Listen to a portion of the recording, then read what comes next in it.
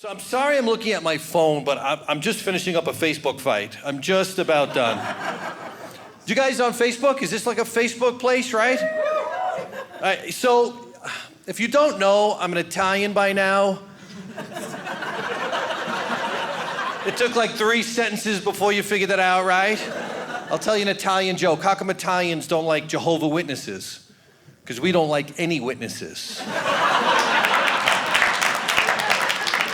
So let me just say, being an Italian and a Christian, I'm a Christian and Italian, is a real challenge on Facebook. Because Italians like confrontation. We like to fight, but you want to try to keep it clean because everyone knows you're a Christian, right, Casey? So it's really, it's a tough thing, right? So I found a way to win fights on Facebook. Just follow me on this. This is right off my Facebook page. If you want to piss people off and win fights, quote the Bible to them. You'll win every single fight. So this particular post I was fighting about, someone posted like a really extremely negative comment about one of our political leaders. And you know what I'm talking about when I say negative comments. Not just a disagreement, but it's vile to the point of wishing them harm. And as an Italian, I need to confront this, don't you think, sir? I need to say something about this. So, you know what I told him? Romans 13:1. Let everyone be subject to the governing authorities, for there's no authority except that what God has established. The authorities that exist have been established by God. Is that a good response? You let me know if I won this fight or not, right? What I'm saying is, hey, you're not in charge. God's in charge. It's okay. Don't worry about it. So he responded back to me. He said, why are you quoting Bible verses to me? You know what my response was? Timothy 3:16. All scripture is God-breathed and useful for teaching, rebuking, correcting, and training in righteousness. That's good, right? I'm winning. I haven't said a word and I'm winning. No, but see this guy, I don't know if he realized what was going on. He said, I don't care what the Bible says, aren't I entitled to my own opinion? So now I have to answer him. I did. Proverbs 18:2. A fool takes no pleasure in understanding, but only in expressing his own opinion. This is great. This is great. I love Proverbs. And he said, stop hiding behind Bible verses. Answer me. So I was forced to answer him at this point, and I did. I said, Proverbs 26:4. Do not answer a fool according to his folly, or you yourself will be just like him. Casey, I'm winning this fight, don't you think? She's a Facebook friend of mine. She might have seen this fight before. But then the guy started getting a little upset because I wouldn't answer him. He said, it seems like you're trying to start a fight with me. So my response, Proverbs 18:6. A fool's lips walk into a fight, and his mouth invites a beating. See, Casey, people are laughing, but I don't know if they realize this is actually in the Bible. Do you guys know I'm not making any of this up? You know, King Solomon supposedly wrote Proverbs, but I think, he might have been kidnapped by a couple of Italians, and they wrote that verse. Like Vinny Cappuccino from Staten Island, I think, wrote that verse.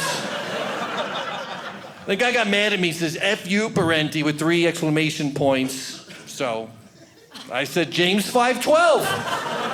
Above all, do not swear by heaven or earth, so you may not fall under condemnation. Would you say I'm winning this fight so far? I'm winning.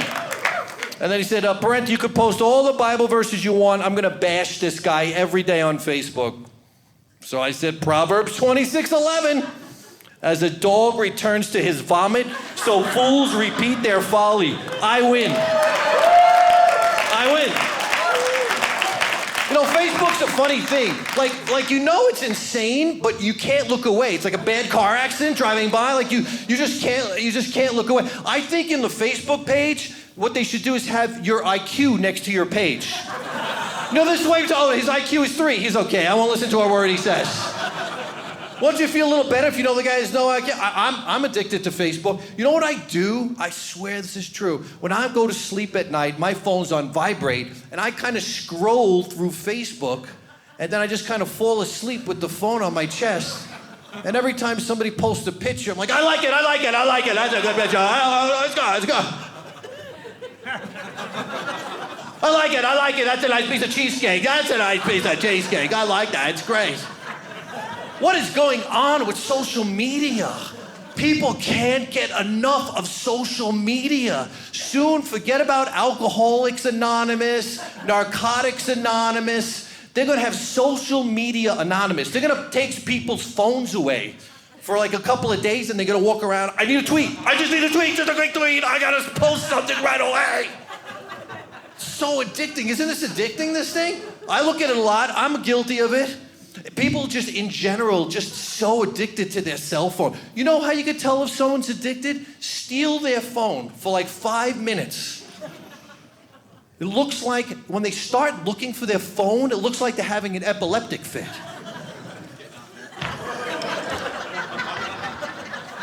Call me, hurry up, call me! What is going on? People, you know what's crazy about the phone too? You ever go to take a picture and the phone's turned the wrong way? And you see yourself, you're like, oh, it's awful. Who is that? And people are doing this on purpose and taking selfies and putting it on Facebook. This one lady, every 3 days, she's like, mani-pedi time. I have to know when she's gonna cut her cuticles? Like, this is something I need to know? I mean, after a while, I just had to block her. I mean, I don't care if she's my sister. I just can't watch it anymore. I just can't see it anymore. I mean, the dumbest thing I've ever seen on Facebook was someone posted a picture of a half-eaten lasagna. And the post was, too full to finish. I mean, see, what I'm imagining is when she posted this, she was having dinner, right? So she's done, she moves the plate away, and her husband's like, what do you want to do now? She's like, I better tell people what's happening. I better take her a picture of this and put it out into the universe. And what does she think's happening on the other end? She thinks people are scrolling through and said, honey, forget about the Afghanistan earthquake. Look at this, Debbie couldn't finish her lasagna. Hurry up.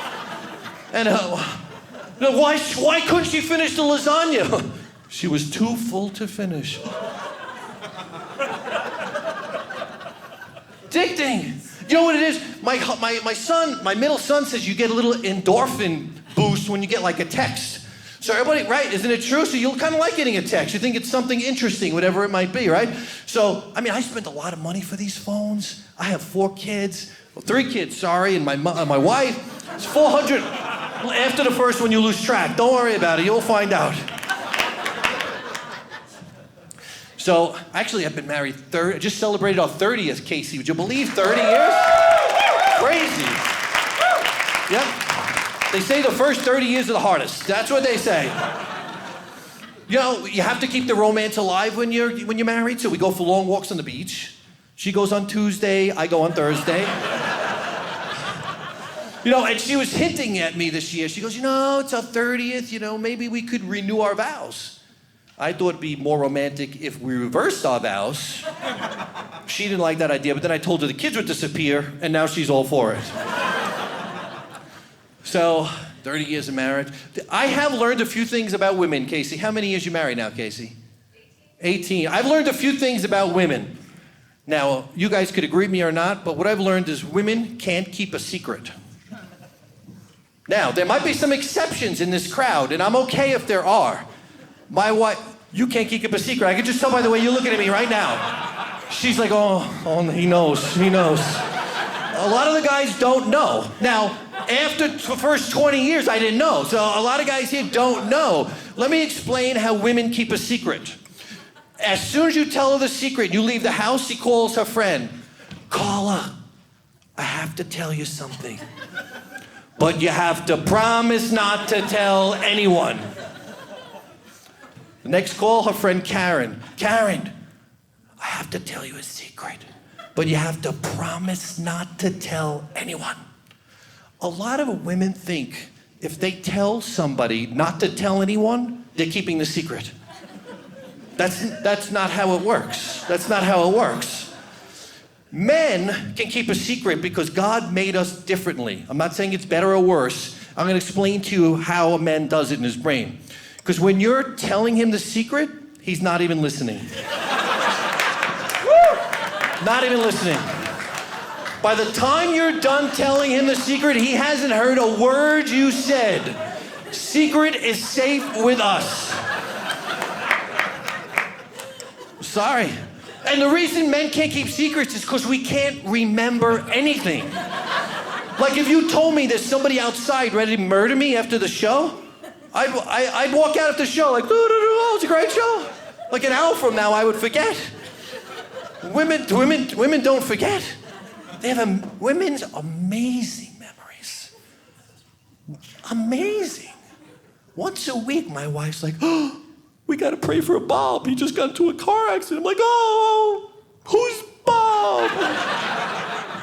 It's Julie's husband. Oh, who's Julie? You met him at the Christmas party for 2.5 minutes 13 years ago? What are you talking about? Their memories are amazing. Listen, years ago in the Old Testament, men used to live to 700 and 800 years old. Could you imagine looking at your face? Who's that person? I've been friends for 400 years. I don't even recognize them. Who is that? I don't know who that is. My wife would be like, you met him at the cave party 200 years ago? What's the matter with you? You don't remember anything. What's wrong with you?